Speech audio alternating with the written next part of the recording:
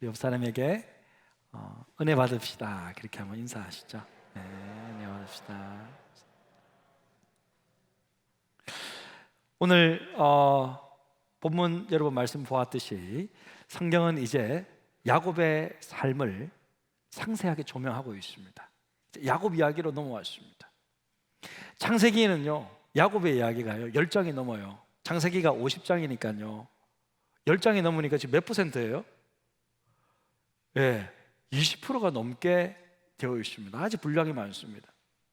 그런데 여러분 생각해 보면요, 야곱이 살고 있던 당시에도 수천만 명의 인구들이 있을 거잖아요.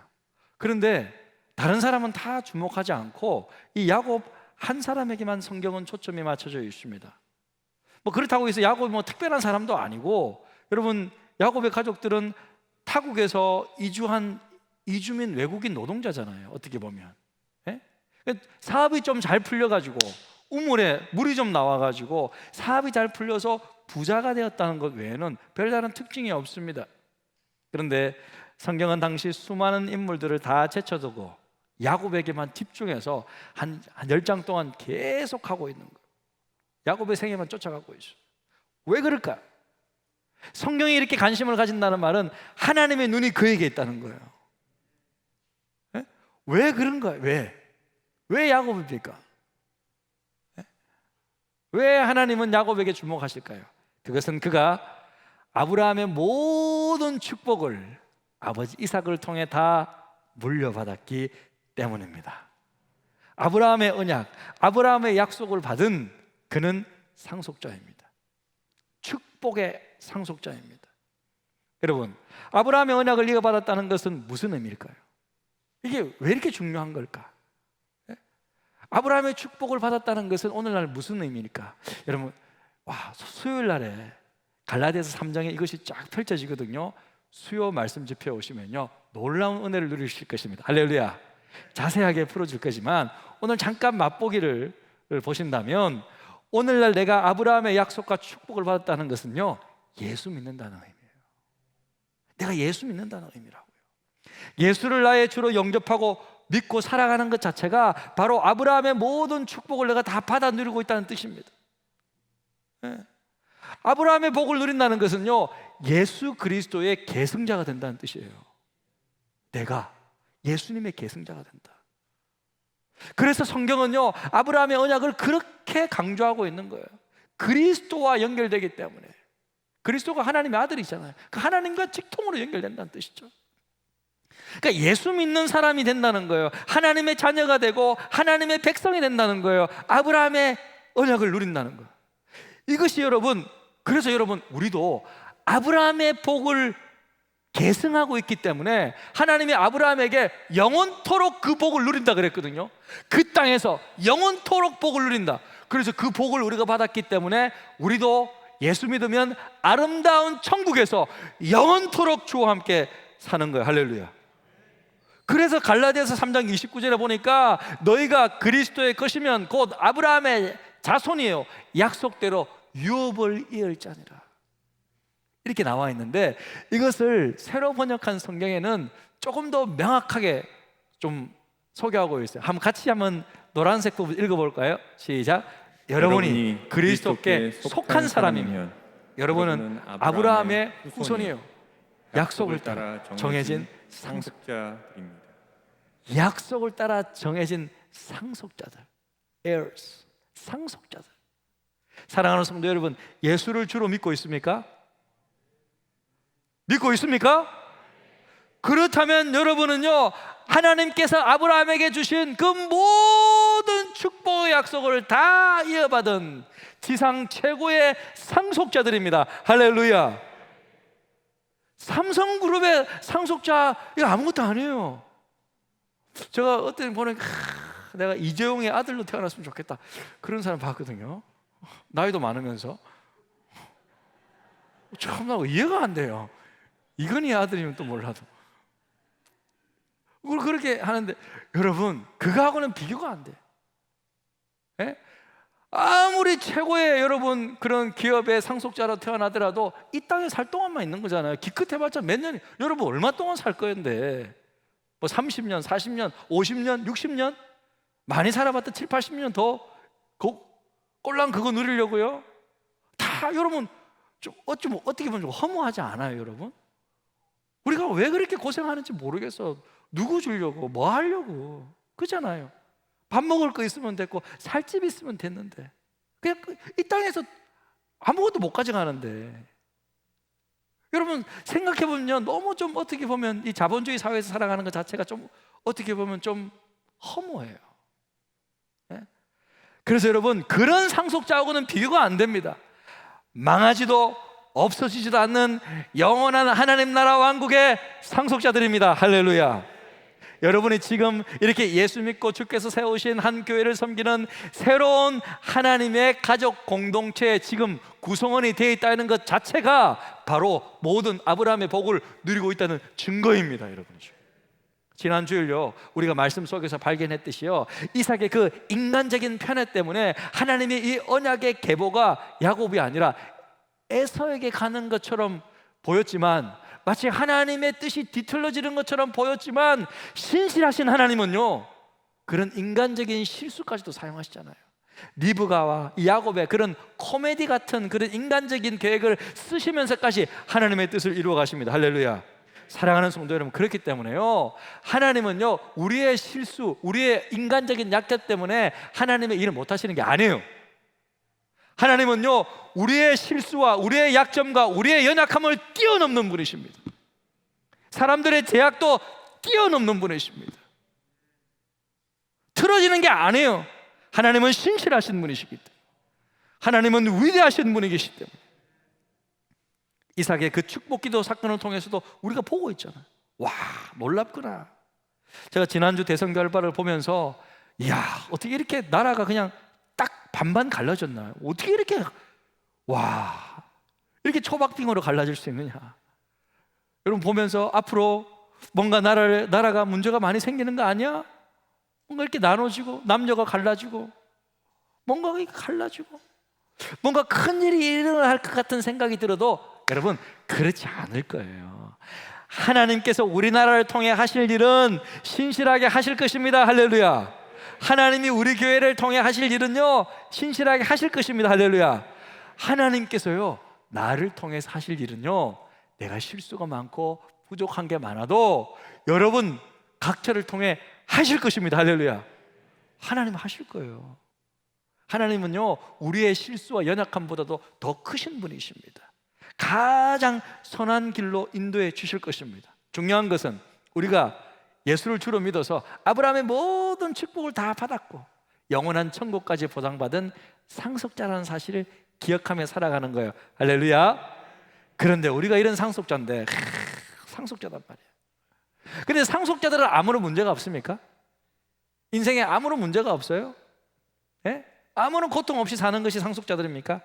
아니죠. 문제가 있습니다.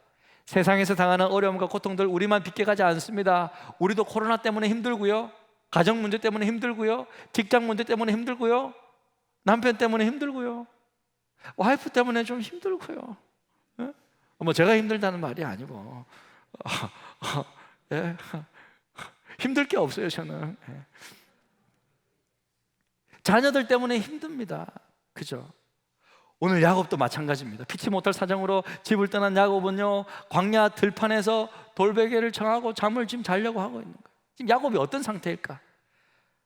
늙은 아버지 속이고 형의 장자권 빼앗고 의지했던 엄마랑 떨어져서 한 번도 가본 적이 없는 하란으로 가고 있어요. 굉장히 먼 거리예요. 굉장히 무서워. 그래서 겨우 여러분 자기가 수단 방법을 써서 이 축복을 받아냈지만 지금 손에 잡히는 건 아무것도 없잖아요. 보장된 건 없습니다. 불안함과 피곤함 그 자체예요. 여러분 잠깐 지도를 보시면요, 실은 아까 처음에 말씀이 브엘세바에서 출발해서 하란으로 가더니 이렇게 말씀이 시작하고 있어요. 그래서 여러분 저 거리가 한 450마일 정도 되니까요 720km 정도 돼요. 엄청 멀죠 지금. 예? 부산 서울보다 더 먼 거예요. 저 지금 걸어가고 있는 거예요 지금. 예? 근데 지금 오늘 말씀의 배경이 되는 게 저 루스라는 도시인데, 저기가 이제 야곱이 베델이라고 명명한대요. 저기 이제 한 100km 정도 간 거예요. 한 70마일 정도 되니까 한 112km 정도 간 거예요. 제가 보니까. 그러니까 너무 힘들잖아요. 허겁지겁 형님한테서 도망가가지고 그러니까 지금 어떻습니까? 육체적으로는요 굉장히 피곤한 거예요. 100km 정도 걸었다고 생각해 보세요. 사회적으로는요 아무도 없어요. 아무도 없어. 친구 한 명도 없어. 엄마 보고 싶어요. 엄마, 리브가 엄마. 그죠? 물질적인 상황, 돈 한 푼 없어요. 아무것도 없어요. 영적인 상황 어때요? 완전 멘붕인 거예요. 엄마가 하라고 그래서 저는 자기는 했는데 알고 보니까 형이 자기를 죽이려고 지금 달려들잖아요. 하나님 살아계신 거 맞나요? 하나님 살아계시다면 나를 도와주실까? 내가 막 속이는 사람으로 살아가지고 하나님은 나한테 지금 벌 내리시는 건가? 나에게 은혜 주실까? 막 이런 생각으로 있는 거예요. 해가 저물고 갈 곳이 없습니다. 먹이를 찾는 짐승 소리가 들리잖아요. 가다가 그래도 너무 캄캄하니까 못 가겠는 거예요. 무서워가지고 피곤하기도 피곤하고. 그래서 다리에 걸려있는 돌 하나 가져다가 베개로 삼고 나무 밑에 가서 누웠겠죠. 잠이 잘 오겠어요 여러분? 잠 안 오는 거예요. 이리 뒤척 저리 뒤척 하는데 잠이 안 오는 거예요. 제가 사실 이런 경험이 있어요. 2005년도에 겨울에 내가 이제 고려신학대학원 마치고 이제 미국에 갔는데요. 아무것도 안 구하고 갔잖아요. 집도 안 구하고 갔었거든요. 아내가 이제 인터넷 채팅으로 만난 그 학교 선배, 고대 국문과 출신의 하고 이제 그분 연결돼 가지고 겨우 1년 진짜 선배인 거기 집에서 이제 가게 된 건데 전혀 일면식도 없는 사람. 그렇게 사람인데 집이 한 칸밖에 없으니까 방 한 칸이니까 거기도 4명, 우리도 임신한 아이까지 4명. 우리 거실에서 자는데요. 그날따라 그 첫날 밤을 미국에서 가가지고 첫날 밤을 보내는데 비가 엄청나게 쏟아지는 거예요. 거실에서 누웠는데 빗소리가 창문 너머로 얼마나 심하게 들리는지 그냥 밖에서 자는 것 같아. 비 맞으면서 자는 것 같아. 그리고 누웠는데요. 얼마나 이게 찬기가 올라오는지 추워가지고요. 막 파카 같은 것을 옷에서 파카 같은 것을 입었어요. 그냥 누워가지고 옆을 딱 보니까 17개월 된 우리 딸이 누워 있는 거예요. 옆에 보니까 이제 임신한 아내가 또 누워 있는 거예요. 그래서 내가 무슨 정신으로 여기 왔을까? 내가 집도 안 구하고, 아무런 준비도 없이 무슨 그제서야 제가 대책 없는 내 자신이 보이는 거예요. 나는 대책 없는 사람이구나. 잠이 왔겠어요, 안 왔겠어요? 잠이 안 오죠. 나는 그렇게 생각해. 둘 중에 하나다. 나는 진짜 믿음이 좋은 사람이든지 아니면 완전 바보든지. 근데 후자라고 생각이 드는 거예요. 너 무슨 정신으로 여기 왔냐고. 너 왜 이렇게 무책임한 사람이냐. 그런 자책이 드는데요. 막 눈물이 막 흐르는 거예요. 잠이 안 왔어요. 겨우 선잠 자고 일어났던 그때 있는데 그때 저에게 말씀하신 게 있거든요. 근데 야곱도 그랬어요. 그렇게 막 자다가 잠이 안 오는 거야. 겨우 잠깐 잠이 들었는데 그때 그 꿈에 하나님이 찾아왔습니다. 하나님이 직접 나타나셨어요. 왜 하나님은요 이때 오신 걸까요? 여러분 그런 생각 안 해보세요? 이런 걸 볼 때요, 하나님은 주로 우리가 공허할 때, 우리가 외로울 때, 우리가 불안할 때, 우리가 겸손할 그때 찾아오시고 개입하시고 만나주신다는 거예요. 하나님은 언제든지 어디서나 어떤 상태에 있든지 우리를 만나주시지만, 그러나 어때요? 사람은요 배부르고요 등 따시고요 부족함이 없으면요 하나님 잘 안 찾는 거예요. 교만해지면요, 왜? 부족한 게 없으니까 하나님 잘 안 찾는 거예요. 지금까지 야곱은요 부족함이 없었습니다. 부자인 부모 밑에서요 어머니의 사랑 독차지했죠. 그러니까요 하나님을 만날 필요조차 못 느끼고 살았던 거예요. 솔직히 교만했어요. 교만한 사람 하나님 잘 안 찾잖아요. 스스로 충족하고 다 누린다고, 내가 건강하고 내가 돈 있겠다, 내가 집 있겠다, 건강관리 열심히 운동하면 되는 거고, 좋은 직장이 있겠다, 뭐가 부족해. 주일날 왜 교회 가지? 등산이나 가야지. 여러분 이러면요 하나님 안 찾는 거예요. 교만함이 생길 수 있다. 그런데 그 모든 것들이 한번 하나님께서 앗아간다는 거죠. 건강도 앗아가보고요, 사랑하는 사람도 한번 앗아가보고요, 한번 딱 앗아가면 정신이 바짝 든다는 거예요. 그때 이제 하나님을 찾게 해요. 그러니까 여러분, 하나님은요, 자, 보세요. 야곱에게 늘 찾아오셔서 말씀해 주셨습니다. 그런데요, 그때까지는 야곱이 배부르니까요, 하나님의 음성이 들리지 않는 거예요. 하나님 안 찾는 거예요, 여러분. 다 있으니까 뭐 오셔서 말씀해 주셔도 안 들리는 거예요. 야곱은 하나님 찾지 않았습니다. 응답하지 않았습니다. 교만했기 때문입니다. 하나님은요, 여전히 우리를 찾고 계시고요, 말씀하고 계신데요, 우리가 교만하거나 이렇게 뭐 필요 없다고 생각하면요, 안 들려요, 안 들려요. 그런데 이런 야곱과 같은 상황의 가운데 딱 빠지면요, 들리기 시작합니다. 하나님을 찾기 시작합니다. 사실 지금 2부 예배 때 한 몇 달 전부터 계속 예배 드리러 오신 분이 있는데, 이분도 원래 하나님을 잘 믿는 분이셨대요. 그런데 뭐 어느 순간 그냥 뭐 자식들 잘 크고 뭐 잘 되니까요, 그냥 한 십몇 년 동안 하나님을 뭘 했대요. 그런데 갑작스럽게 뜻밖의 눈이 안 보이기 시작했다. 앞이 안 보이기 시작하니까 너무 놀래가지고 교회 와가지고 이제 기도하면서 이제 안수 받으면서 계속 예배 생활하고 있는데, 참 제가 볼 때는 하나님 저한테 주신 말씀이 있거든요. 점점 하나님이 열어가고 계십니다. 하나님께서 완전히 열어가게 해주실 줄로 믿습니다. 자, 믿음 가지고 기도해라 그랬어요. 안수할 때마다요, 닭똥 같은 눈물이 제 손에서 쫙, 모든 회개의 눈물이 다 사라지면 그때 이제 하나님께서 보게 해주실 줄로 저는 믿고 기도하고 있습니다. 그래서요, 그런 두려움이 빠져있는 야곱에게 오늘 하나님께서 이렇게 말씀하십니다. 저한테도 이렇게 말씀하셨는데요, 아마 여러분도 이런 음성 들었을 거예요. 15절 같이 한번 읽겠습니다. 시작. 내가 너와 함께 있어. 내가 어디로 가든지 너를 지키며 너를 이끌어 이 땅으로 돌아오게 할지라. 내가 내게 허락한 것을 다 이루기까지 너를 떠나지 아니하리라 하신지라. 무슨 말씀입니까? 하나님이 함께 하시겠다는 겁니다. 동행하시겠다는 겁니다. 내가 내게 허락한 것을 다 이루기까지 너를 떠나지 아니라, 뭐예요? 너를 향한 나의 뜻을 다 이루겠다는 거예요. 할렐루야. 여러분, 아무리 부족하고 실수가 있고 연약해도 하나님께서 여러분을 향한 놀라운 뜻은 다 이루실 것입니다. 할렐루야. 저도 그렇게 믿고 있어요. 저도 부족한 거 있습니다. 저도 연약한 거 있다고요. 그럴 때마다 하나님께 기도합니다. 하나님, 제가 부족한 것 있고 연약한 것 있지만 하나님, 하지만 나를 향한 하나님의 뜻을 다 이루소서. 할렐루야. 그렇게 기도하면서 하나님 바라보고 나아가면서. 그러니까 여러분, 사람은요, 언제 우리가 천국 가느냐? 나를 향한 하나님의 뜻이 다 이루면 가는 거예요. 그러니까 사명이 다 끝나면 가는 거예요. 하나님의 사람들은요, 병들어서 가는 게 아니고요, 사명 끝나면 가야 돼. 그래서 주님께 가야지. 이처럼. 지금까지요, 야곱의 생애 가운데 하나님은 야곱에게 직접 말씀한 적이 없었습니다.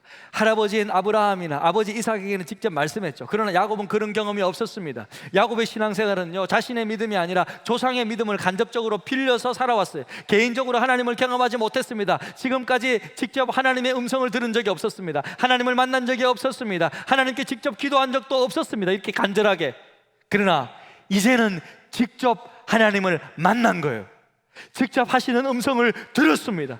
하나님의 약속이 나를 위한 거구나 깨닫게 된 거예요. 발견하게 되었습니다. 그리고 야곱은 달라졌습니다. 이처럼 여러분, 많은 사람들이요, 자신의 부모님, 내가 모태신앙인데, 모태신앙, 제가 항상 이야기하지만 이 모태신앙이 못된 신앙이 될 수 있어요. 못된 신앙 되면 안 돼요. 이게 부모의 모태신앙, 배우자의 신앙 속에서 숨어 살고 있는 사람들이 많이 있어요. 그것은 자신의 믿음이 아닙니다. 자신의 경험이 아닙니다. 자신의 확신이 아닙니다. 자신의 헌신이 아닙니다. 부모님이 11조 한다고 자녀가 하는 게 아니잖아요. 그거 아니에요. 그렇게 가르치면 안 돼요. 겉모습은 신앙인처럼 보이지만 자신의 하나님이 아니고, 자신의 구원이 아니고, 자신의 천국이 아니라는 거예요. 그러므로 진정한 삶의 변화가 없는 거예요. 우리는요, 직접 주님을 만나야 합니다. 직접 만나야 돼요. 내가 직접 하나님을 만나야 돼요. 여러분, 직접 우리는 만나야 돼요. 직접 여러분이 경험해야 된다고요. 하나님은 사람을 언제 어디서 직접 만나 주시는 겁니까? 우리가 하나님을 만날 가장 좋은 장소와 때는 어디라고 생각하십니까? 야곱은요, 지금 자신 있는 들판에 하나님이 계시다는 것은 꿈에도 알지 못했어요. 생각하지도 못했어요. 꿈에도 몰랐어요. 그런데 꿈에도 생각하지 못한 그곳에서 꿈에 하나님이 나타나신 거예요. 이야, 그때 그는 깨닫게 되었어요. 깨달은 거예요. 잠깐 3년 들었지만 사닥다리고 보이고 하나님이 말씀하시는 거 정확하게 딱 들리니까 이건 꿈이 아닌 거예요. 꿈이 아닌 거예요. 이건 계신 거죠. 환상이었습니다. 저는요, 여러분도 그런 경험이 있잖아요. 저도 우리 교회 결정할 때 제가 사실은 머뭇머뭇거렸거든요. 원로 목사님 이제 소천하셨지만 그 전에 막 자꾸 이게 오라고 했을 때 내가 왜 가야 돼? 뭐 그런 생각들을 하다가 새벽에 일어나가지고 한 3시 반쯤 잠이 안 와가지고 거실에 가가지고 막 기도하는데 그때 제가 본 거죠. 막 기도하는데 제가 이렇게 제가 말씀드렸잖아요. 쑥 빠져가지고 멀리서 저의 모습을 보게 되고 지구촌교회에서 열심히 기도하는 모습도 보게 되고 우리 미국에 있는 우리 교회 성도들도 열심히 기도하는 모습 보게 되고 하나님께서 저에게 질문하시길 내가 너라면 어디를 보내겠느냐 그 음성 듣고 제가 왔다고 말씀드렸잖아요. 이런 계시적인 꿈이 있잖아요. 계시적인 꿈이 있거든요. 지금 야곱이 그런 모습입니다. 그렇게 하나님을 만나게 된 거예요. 바로 그곳이 들판, 자기가 잠자고 있는 그곳에 하나님이 계시다는 것을 온전히 깨달았던 거예요. 여러분, 사랑하는 성도 여러분, 우리가 하나님 어디서 만나요? 언제 만나요? 하나님은요, 바로 지금 이곳입니다. 할렐루야. 내일이나 모레도 아니고요, 지금입니다. 기도원이나 계룡산이 아니라 이곳입니다.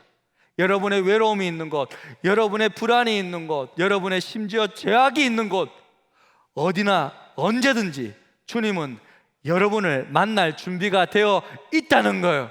야곱은 가장 최악의 상황 속에서, 최악의 상태에서 주님을 만났습니다. 이렇게 야곱이 하나님을 만나게 되니까요, 변화가 생겼어요. 사람이 하나님을 만나야, 온전히 만나야 변화가 생깁니다. 변화되었어요. 야곱이 다른 사람이 되었어요.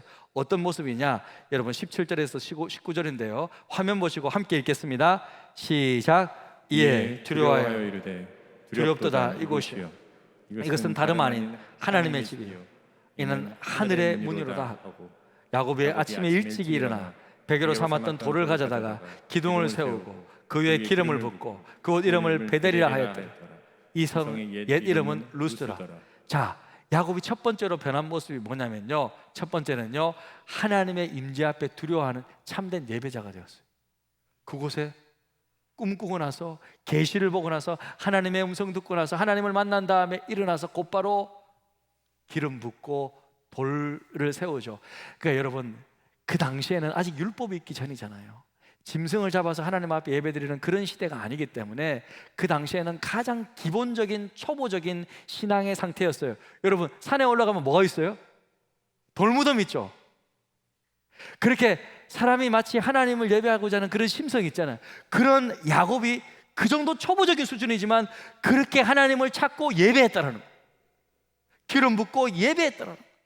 돌을 가져다가 기둥을 세우고 그 위에 기름 붓고 그곳 이름을 베델, 베이트, 엘. 이 베이트가 여러분 집이라는 뜻이고 엘은 알잖아요. 하나님이잖아요. 엘은 하나님. 예, 엘은 하나님이잖아요. 그러니까 베이트 엘 뭡니까? 하나님의 집이다. 여기에 하나님이 계시구나. 여기에 하나님이 살고 있구나.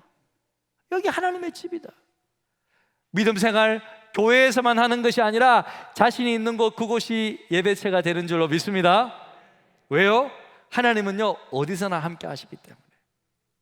지금 온라인상에서 예배드리는 그 가정, 여러분의 가정, 그것이 베델인 줄로 믿습니다. 그곳에서 바로 예배하시길 바랍니다. 예, 그렇게 예배했다는 거예요. 자, 두 번째는 뭐냐면요, 자, 20절에서부터 22절인데 제가 읽어드릴게요. 야곱이 서운하여 이르되 하나님이 나와 함께 계셔서 내가 가는 이 길에서 나를 지키시고 먹을 떡과 입을 옷을 주시어 내가 평안히 아버지 집으로 가게 하시오면 여호와께서 나의 하나님이 되실 것이요 내가 기둥으로 세운 이 돌이 하나님의 집이 될 것이요 하나님께서 내게 주신 모든 것에서 10분의 1을 내가 반드시 하나님께 드리겠나이다. 하나님께서 내게 주신 모든 것에서 10분의 1을 내가 반드시 하나님께 드리겠나이다. 그러니까 야곱은 하나님 앞에 바로 예배했고, 두 번째 11조의 삶을 소원해요. 11조의 삶을 소원한다고. 여러분 좀 뜬금없지 않습니까? 오늘 갑자기 왜 11조가 나왔지? 야곱이 이렇게 진지하게 하나님을 만나는 이 자리에서 예배드리고 소원하면서 하나님 앞에 결단하는데 11조 생활을 하겠다고 결단하는 거예요. 좀 뜬금없어 보입니다, 여러분. 그렇지 않습니까? 그런데요, 이것은 뭐냐면요, 지금 야곱이요, 이 소원이 일시적이거나 감정적인 것이 아니라 정말 하나님을 만났다는 것을 의미하는 거예요. 앞으로 자신의 모든 삶이 하나님과 연결되어 있고, 하나님께 자신의 시간, 자신의 직업의 삶, 그 소득의 10분의 1을 드리겠다는 믿음의 약속을 지금 하고 있는 거예요. 자기 믿음이 진심이라는 거예요. 물질이 들어가는 것은 진심이 들어가는 거잖아요. 그러니까 지금 야곱은 너무 진지한 거예요. 진짜 하나님을 만난 거예요. 지금 야곱이요, 하나님을 만나고 있는데, 하나님을 경험했는데, 자, 다시 한번 20절 한번 보세요. 여러분 중요합니다. 잠깐 보세요. 야곱이 소원하여 이르되 하나님이 나와 함께서 내가 가는 이 길에서 나를 지키시고 먹을 떡과, 자, 먹을 것 주시고 입을 옷을 주시어 내가 평안히 아버지 집으로 돌아오게 하시면, 자, 이 고백은 뭐냐면요, 하나님이 지금 나의 공급자이심을 믿는 거예요. 하나님이 나에게 먹을 떡 주시고 입을 옷 주신 거 아닙니까? 그래서 너무 감사해서 나에게 건강 주시고 나에게 시간 주시고 나에게 지혜 주셔서 일할 수 있어서 하나님께서 나에게 공급해 주셨으니까 그게 너무 감사해서 너무 당연히 하나님께 나의 10분의 1을 드리겠습니다 라고 믿음으로 고백하는 거라는 거예요. 그러니까 11조라는 것은, 여러분, 11조를 한다는 것은 무슨 교회에서 11조 이렇게 율법이 아니고 그런 것이 아니라 하나님께서 나에게 건강 주셨습니다. 하나님께서 나에게 물질 주셨습니다. 하나님께서 나에게 직업 주셨습니다. 하나님께서 나에게 가정 주셨습니다. 하나님께서 나에게 다 주셨습니다 라는 것을 내가 믿음으로 표현하는 것이 11조 생활이라는 거예요. 야곱이 지금 이렇게 11조 생활을 하겠다고 하나님 앞에 소원하는 거예요. 제가 여러분에게 11조 하라는 말이 아니죠, 지금. 지금 11조 강요하는 거 아닌 거 아시죠? 야곱이 지금 그렇게 했다라는 거예요. 자기가 그렇게 깨닫고 했다라는 거예요. 그래서 여러분, 11조는 나중에 율법에서 나옵니다. 모세율법에 나오지만 사실은 율법 이전에 아브라함이 멜기세덱에게 11조를 했어요. 사실 제가 시간이 없어서 못했지만 이삭이 했습니다. 야곱도 지금 11조를 소원하고 있습니다. 그러니까 11조 생활이라는 것은 율법 이전에 하나님을 믿는 하나님의 백성들이 하나님께서 나를 살려주시고 공급해 주셨다는 의미로 드려지는 하나님 앞에 믿음의 행위 표현이 11조라는 거예요. 10분의 1을 하나님 앞에 드렸다라는 고백입니다. 여러분, 그래서 우리가 이 의미를 정확하게 다음에 말씀드리겠지만, 이 11조 생활은요, 우리 성도가 가지고 있는, 성도님들이 생활하고 있는 이 모든 삶이, 모든 나의 가진 것들이 하나님께 속했다는 나의 믿음의 자세입니다. 믿음의 행위입니다. 성경은 그것을 기쁨으로 드리는 특권이라고 말하고 있고, 이 11조 생활을 율법이 아니라 아브라함, 이삭, 야곱과 연결하는 믿음의 조상과 연결하는 믿음이라고 우리에게 가르쳐주고 있다는 거예요. 사랑하는 성도 여러분, 이제 말씀을 마무리하겠습니다. 자, 여러분, 쭉 오늘 야곱의 일생을 보았습니다. 여러분, 이 모습을 볼 때 우리가 하나님을 피할 수 있습니까? 우리가 하나님 피할 수 있습니까? 하나님을 떠나 살 수 있습니까? 하나님을 피할 수 있는 자는 아무도 없습니다. 시편 기자는요, 내가 주의 신을 떠나 어디로 가며 주의 앞에서 어디로 피하리이까? 내가 하늘에 올라갈지라도 거기 계시며 음부에 내 자리를 펼지라도 거기 계시나이다. 그렇게 말씀하고 있어요. 어디를 가든지 간에 주께서 나를 붙드신답니다. 제가요 미국에서 처음에 갔는데요, 어떤 불신자 한 분을 보았어요. 타주에 갔는데 이런 문구가 차에 있었어요. 딱 붙여놨는데요, God is nowhere라고 적혀요. 하나님은 nowhere, 그러니까 하나님은 어디에도 없다라고 딱 붙여놓고 차 타고 다니는 거예요. 그런데요, 그 모습이 알려지자 하나님을 믿는 사람들이요, 이것을 저기서 이제 nowhere 가운데서 now까지만 딱 떼서 다시 글을 만들어서 붙이고 다니더라고요. 이렇게 붙였습니다. God is now here. 하나님은 지금 여기에 계시다는 거예요. 사랑하는 성도 여러분, 우리 하나님은요 베델의 하나님이에요. 야곱이 잠들면서 자기가 돌베개에 베고 누웠던 바로 그 자리에 계셨던 하나님. 하나님은요 여러분 잠자리에 드는 그곳에 계시는 하나님이에요. 할렐루야. 하나님은요 여러분의 직장 가운데 계시는 하나님이에요. 하나님은 여러분이 지금 찬양하고 있는 이 자리에 계신 하나님이에요. 여러분의 찬양을 받고 계세요. 여러분의 예배를 받고 계세요. 여러분의 물질을 받고 계세요. 하나님은 살아계세요. 하나님은 지금 여기 계세요. 하나님은 어디에나 계세요. 하나님은 지금 함께 계세요. 항상 우리와 함께 계시는 분입니다. 여러분 모두가 그 하나님께 바른 예배자로 사시면서 그 하나님께 여러분의 삶을 야곱처럼 서운하고 헌신하며 드리는 축복된 인생 되시기를 주님의 이름으로 축복합니다. 우리 시간 그런 마음을 가지고 그렇게 믿음의 고백, 우리 찬양으로 이 찬양이 우리의 기도가 되었으면 좋겠는데요, 우리 힘을 의지하며 사는 것이 아니라 주님을 붙잡고 살아가는 그런 복된 인생이 되었으면 좋겠습니다.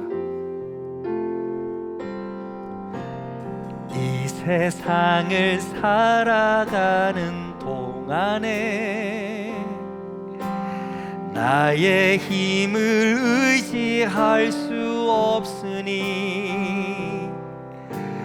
기도하고 낙심하지 말 것은 주께서 참 소망이 되심이라.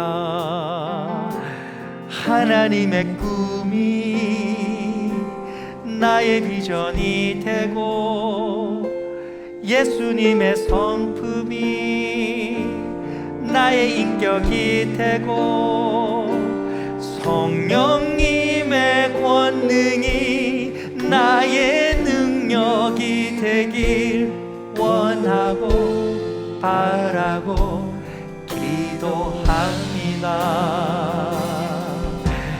이 세상을 살아가는 동안에